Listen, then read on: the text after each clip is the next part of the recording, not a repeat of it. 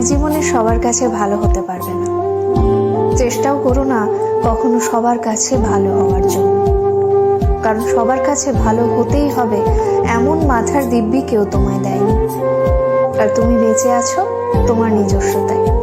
সেখানে তোমায় কে ভাবলো, কে খারাপ ভাবলো, তাতে কিচ্ছু এসে যায় না। দিন শেষে নিজের জন্য নিজেকেই থাকতে হয়, অন্য কেউ তোমার জন্য থাকে না, থাকেনি কখনো, আর থাকবেও না। কারো কাছে তুমি ভালো, ভীষণ ভালো, আবার সেই তুমি কারোর কাছে খুব খারাপ, জঘন্য একজন মানুষ। সেটা কেমন করে হয়? প্রশ্নটা মনের মধ্যে আসতেই পারে।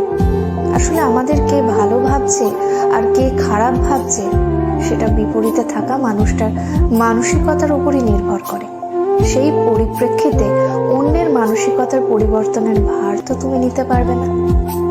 তাই তোমায় কে কি ভাবলো এই নিয়ে ভাবনা চিন্তাটা একটু দূরেই রাখো।